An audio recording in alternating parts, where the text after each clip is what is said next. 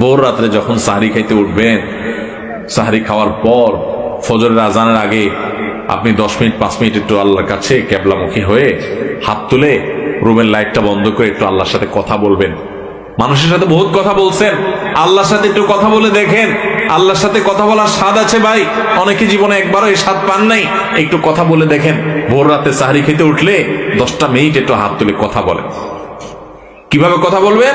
কথা বলবেন এইভাবে, ও আল্লাহ, কত গুনাহ আমি করেছি, কত পাপাচার আমি করেছি, মরতে আমার হবে, তোমার কাছে যাওয়া আমার লাগবে আল্লাহ।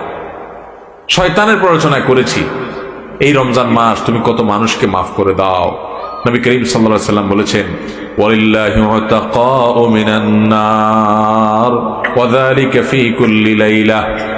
রমজানের প্রত্যেক রাতে আল্লাহ তাআলা অনেক মানুষকে সাধারণ ক্ষমা ঘোষণা করে দেন, যে যাও অমুক অমুক অমুক অমুক যাও, তোমাদেরকে মাফ করে দেওয়া হলো, জাহান্নাম থেকে মুক্ত ঘোষণা করে দেওয়া হলো। আল্লাহ কত মানুষকে আপনি সাধারণ ক্ষমা করে দিবেন। আল্লাহ আপনার সাধারণ ক্ষমা পাওয়ার জন্য কোনো যোগ্যতার দরকার হয় না, আপনি চাইলে যাকে তাকে মাফ করে দিতে পারেন। দুনিয়ার প্রেসিডেন্ট প্রধানমন্ত্রী চাইলে একটা দেশের যাকে তাকে যা খুশি তা দিয়ে দিতে পারে। তাদের যদি ক্ষমতা, তারা তো মানুষ। আল্লাহ আপনি তো মহান সৃষ্টিকর্তা, আপনি তো চাইলে আমার সব অপরাধগুলো মাফ করে আমাকে ফেরেশতা বানায় ফেলতে পারেন, পারেন না আল্লাহ? তো আল্লাহ আপনি